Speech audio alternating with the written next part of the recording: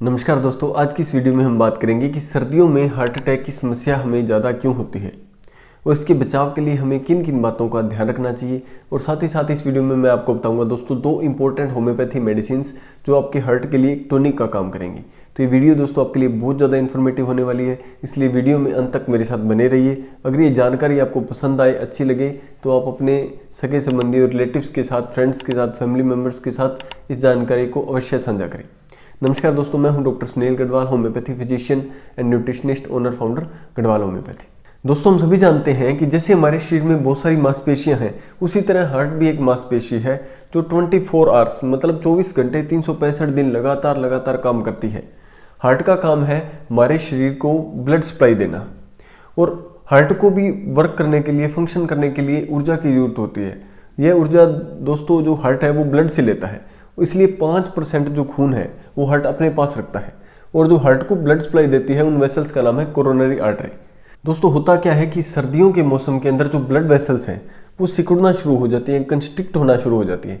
इसकी वजह से क्या होता है, ब्लड का प्रेशर बढ़ जाता है, हार्ट के ऊपर दबाव जो है वो पड़ना शुरू हो जाता है। इसकी वजह से क्या होता है दोस्तों कि अगर हमारी वेन्स के ऊपर, वेसल्स के ऊपर कहीं कोलेस्ट्रॉल थोड़ा बहुत पहले से जमा है, तो जो ट्यूनिका इंटीमा अंदर की लेयर है उसके ऊपर वो कोलेस्ट्रॉल दबाव डालता है। जैसे ब्लड वेसल्स सिकुड़ती हैं तो वो क्या होती है, ट्यूनिका इंटीमा जो लेयर है वो रप्चर हो जाती है, वहाँ से ब्लड निकलता है, और वो जो कोलेस्ट्रॉल वहाँ पे पहले से डिपोजिशन है, ब्लड निकलेगा तो वहाँ पे ब्लड क्लॉट बनेगा, और जो 100% ब्लॉकेज कर सकता है। इस कंडीशन को हम बोलते हैं दोस्तों हार्ट अटैक या मायोकार्डियल इन्फेक्शन।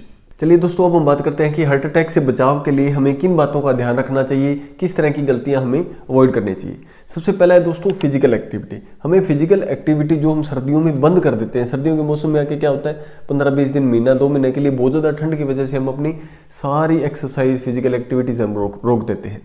तो हमें दोस्तों ऐसा नहीं करना है। थोड़ा बहुत अर्ली मॉर्निंग हमें वॉक के लिए नहीं जाना है, लेकिन थोड़ा सा 8-9 बजे, 10 बजे के बाद अगर थोड़ी धूप निकल जाए तो हमें थोड़ी बहुत वॉक जरूर करनी चाहिए 15 से 20 मिनट की, लंच से पहले, खाना खाने से पहले। खाना खाने के बाद हमें वॉक नहीं करनी है, ताकि हमारा शरीर थोड़े एक्टिविटी में रहे, ब्लड का सर्कुलेशन सही रहे, हार्ट हमारा सही ढंग से फंक्शन करता रहे, और जो ब्लड वेसल्स थोड़ी कंस्ट्रिक्ट हुई है उनके अंदर थोड़ा लचीलापन आ जाए। तो ये हमें जरूर ध्यान रखना है। दूसरा है दोस्तों, सर्दियों के मौसम में क्या है कि खान पान के अंदर बहुत ज़्यादा बदलाव हो जाता है, क्योंकि सर्दियों के अंदर हॉलीडेज आ जाते हैं, न्यू ईयर, क्रिसमस है, लोहड़ी है, इस तरह के फेस्टिवल आ जाते हैं, और साथ ही साथ दोस्तों शादियों का सीजन होता है, तो हमारे खान पान के अंदर बहुत ज़्यादा चेंजेस आ जाते हैं। खान पान के हम ज़्यादातर ऐसी चीज़ें पसंद करते हैं जो फास्ट फूड है, जो बहुत ज़्यादा गर्म आइटम हम ज़्यादा पसंद करते हैं। स्पाइसी फूड हमें ज़्यादा सर्दियों के अंदर अच्छा लगता है, पकौड़े वगैरह है हमें ज़्यादा अच्छे लगते हैं। तो इसकी वजह से ऑयली फूड का ज़्यादा इंटेक की वजह से, या हम जैसे दोस्तों घी के लड्डू हैं, इस तरह के हम हमारे यहाँ पे एरिया में प्रचलित हैं कि हम घी के लड्डू ज़्यादा खाते हैं। तो इसकी वजह से क्या है, जिन लोगों के अंदर कोलेस्ट्रॉल की समस्या है उन लोगों के अंदर क्या होता है कि ज़्यादा चांसेस रहते हैं कोलेस्ट्रॉल का लेवल बढ़ने के।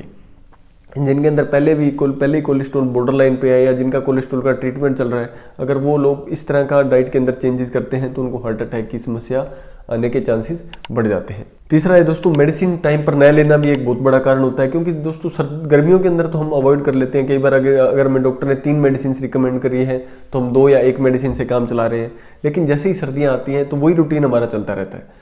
उसकी वजह से क्या होता है, हमें इस तरह की समस्याएं आ सकती हैं। इसलिए अगर आपको बीपी की, कोलेस्ट्रॉल की, शुगर की, अस्थमा की, किसी तरह की कोई मेडिसिन चल रही है तो आपको उस मेडिसिन को रोकना नहीं है, अपने डॉक्टर से मिलना है। अगर कोई और मेडिसिन ऐड ऑन करवाने की जरूरत है तो आपको वो भी करवानी चाहिए। आपको ध्यान रखना चाहिए कि आपको मेडिसिन स्किप नहीं करनी है इस सीजन में। कम से कम 2 महीने, 3 महीने आपको प्रॉपर हार्ट के पेशेंट को तो बहुत ज़्यादा ध्यान रखना चाहिए। अगर है दोस्तों पोल्यूशन बढ़ना भी एक कारण होता है। पोल्यूशन क्या होता है, सर्दियों के मौसम में नीचे आना शुरू हो जाता है, और फॉग भी बहुत ज़्यादा होती है, इसलिए ऑक्सीजन का जो सैचुरेशन लेवल है वो कम होना शुरू हो जाता है। इसकी वजह से हमें सांस लेने में कठिनाई होती है। अगला दोस्तों जो अस्थमा, एलर्जी के पेशेंट हैं, ब्रोंकियल अस्थमा है, जिनको COPD वगैरह है, उन लोगों के अंदर क्या होता है कि सर्दियों के मौसम में एलर्जिक जो भी कंडीशंस हैं वो वर्स हो जाती हैं, बढ़ जाती है। बहुत ज़्यादा खांसी आना, सांस लेने में दिक्कत आना, छाती जाम हो जाना, छाती के अंदर अलग अलग तरह की आवाज़ें आना, तो इस तरह के जो सिम्टम्स होते हैं वो वर्स हो जाते हैं, बढ़ जाते हैं सर्दियों के अंदर। तो ऐसी कंडीशन के अंदर हमें क्या करना है, हमें प्रॉपर ट्रीटमेंट अस्थमा का भी लेना है, क्योंकि अस्थमा की वजह से हमारे जो लंग्स है, अगर वो प्रॉपर ऑक्सीजन नहीं भेज पाएंगे ब्लड के अंदर, तो इसकी वजह से हार्ट के ऊपर ज़्यादा जोर पड़ेगा, तो वो एक हार्ट अटैक आने का कारण बन सकता है दोस्तों। अगला दोस्तों सबसे मेन कारण जो है वो है कि जैसे ही हम रात को बाथरूम के लिए या किसी एक्टिविटी के लिए उठते हैं, हमें क्या है, कुछ लोगों के अंदर रात को 2 या 3 बार उठने की हैबिट होती है, तो वो क्या करते हैं, जैसे ही उनके अंदर उनको जाग आई तो उन्होंने उठा और चले गए, अब कपड़े ढंग से लेयर से कवर नहीं किया बॉडी को या बाहर चले गए, तो उसकी वजह से क्या होता है, जो हमारा ब्लड सर्कुलेशन है वो एक लेवल पे था, ठीक है, हार्ट एक नॉर्मल रिदम के अंदर काम कर रहा था। लेकिन जैसे ही हम एकदम से उठ के बाहर जाते हैं तो हमारा ब्लड एकदम से ब्लड सप्लाई पूरे ब्रेन तक नहीं पहुंचा पाता। इसकी वजह से क्या होता है, हार्ट पे बहुत ज़्यादा दबाव पड़ता है और हमें हार्ट अटैक की समस्या हो जाती है। इसलिए आपने बहुत बार देखा होगा कि रात को जब इंसान सोता है तो बिल्कुल हेल्दी होता है, उनको कोई किसी तरह की कोई चेंजेस बॉडी के अंदर नहीं होते, किसी तरह का कोई पेन नहीं होता, लेकिन सुबह हम देखते हैं उसका हार्ट फेल हो जाता है। ये एकदम से होने का कारण यही है कि हमारा शरीर थोड़ा ठंडा पड़ जाता है उस टाइम पे, और ब्लड सर्कुलेशन है वो पूरा ब्रेन तक नहीं पहुंच पाता। इसलिए हमें ध्यान रखना है दोस्तों कि जैसे हमें अगर उठ के बाहर जाना है तो पहले हमें जाग जैसे ही आई तो 1 या 2-3 मिनट तक हमें बिस्तर पे लेटे रहना है, बॉडी को एक्टिव करना है। बॉडी जैसे आप एक्टिव होकर आप मन में ये सोचेंगे कि मुझे उठ के बाथरूम करने के लिए जाना है, तो आपका ब्रेन उसी तरह से काम करने लग जाएगा, आपकी बॉडी भी उसी तरह से काम करने लग जाएगी। कम से कम 2-3 मिनट आप बिस्तर पे लेटे रहें, उसके बाद बैठ जाएं, पैर को नीचे लटकाएं और 1 मिनट के लिए आप पैरों को अच्छी तरह हिलाएं। जैसे आपकी बॉडी का सर्कुलेशन थोड़ा बढ़ना शुरू हो जाए उसके बाद आप खड़े होकर बाहर की तरफ जा सकते हैं। एकदम से उठ के आपको नहीं जाना है। ये दोस्तों एक बहुत बड़ा कारण है हार्ट अटैक का। अब हम बात करते हैं दोस्तों होम्योपैथी दवाओं की। होम्योपैथी में दोस्तों 2 बहुत ज़्यादा इफेक्टिव होम्योपैथी मेडिसिन हैं जो हार्ट टॉनिक के रूप में इस्तेमाल की जाती है। अगर आपको हार्ट संबंधी किसी भी तरह की कोई समस्या है, चाहे आपका ब्लड प्रेशर हाई रहता है, आपका कोलेस्ट्रॉल बहुत ज़्यादा हाई रहता है, आपके हार्ट की रिदम सही नहीं है, आपको पहले भी हार्ट अटैक या कोई एंजाइना का पेन हो चुका है, ऐसी किसी भी कंडीशन के अंदर अगर आपकी हार्ट की कोई भी मेडिसिन चल रही है तो ये दवाइयाँ दोस्तों बहुत ज़्यादा इफेक्टिव है। इन दवाइयों को आप जो एलोपैथी दवाइयाँ चल रही हैं आपकी, उन दवाइयों के साथ ले सकते हैं। दोस्तों पहली दवा का नाम है क्रेटिकस। दोस्तों ये बहुत ज़्यादा इफेक्टिव दवा है। इसके बारे में मैंने डिटेल में इन्फॉर्मेशन दी है, उस वीडियो का लिंक मैंने डिस्क्रिप्शन में और बेल आइकन दोनों में दिया है। आप वहाँ से जाके क्रेटिकस के बारे में पूरी जानकारी ले सकते हैं। अगली दवा है दोस्तों arjuna mother tincture. Arjuna mother tincture भी दोस्तों अर्जुन की छाल से बनती है। इस दवा का नाम है टर्मिनेलिया अर्जुना। इस दवा का लिंक भी मैंने डिस्क्रिप्शन और बेल आइकन में दिया है। मैंने पूरी डिटेल के अंदर एक्सप्लेन किया है कि इस दवा के क्या क्या फीचर हैं, क्या क्या सिम्टम्स हैं, इस दवा को हमें किस किस कंडीशन में कैसे कैसे लेना है। अब हम बात कर लेते हैं दोस्तों डोज की, कि अगर आप प्रिवेंटिव तौर पे ले रहे हैं, कार्डियक टॉनिक के तौर पे ले रहे हैं, तो आपको इस दवा को कैसे लेना है। आपको अगर आप प्रिवेंटिव तौर पे ले रहे हैं, आपको हार्ट की समस्या नहीं है, तो भी आप इसको 1 मिनट 1.5 मिनट तक ले सकते हैं।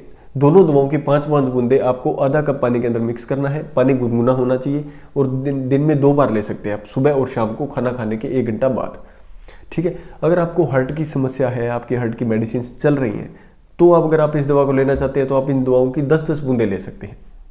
10-10 बूंदे आप सुबह दोपहर शाम खाना खाने के आधा घंटा बाद आप इन दवाओं को 1/4 कप गुनगुने पानी के साथ या आधा कप गुनगुने पानी के साथ आप इन दवाओं को लीजिए। ये दवाएं दोस्तों बहुत ही ज़्यादा इफेक्टिव हैं और हार्ट के लिए आपको एक टॉनिक का काम करेगी, एक सप्लीमेंट का काम करेगी। दोस्तों में एक चीज़ का ध्यान रखना है कि आपकी जो मेन दवाएं चल रही हैं, एलोपैथी मेडिसिन जो चल रही है, कोई आयुर्वेदिक मेडिसिन चल रही है, उन दवाओं को बंद नहीं करना है। उस ट्रीटमेंट के साथ आप इस दवा को ले सकते हैं। कोई भी तरह का, किसी भी तरह का कोई भी साइड इफेक्ट इन दवाओं का नहीं है। आशा करता हूं दोस्तों इस वीडियो में दी गई जानकारी आपको अच्छी लगी होगी। अगर आपको वीडियो अच्छी लगी है तो इस वीडियो को अपने रिलेटिव तक, सगे संबंधियों तक, फैमिली मेम्बर्स तक, दोस्तों तक जरूर पहुंचाइए ताकि किसी का भला हो सके। मिलते हैं दोस्तों ऐसी किसी और इन्फॉर्मेटिव वीडियो के साथ। Thank you so much.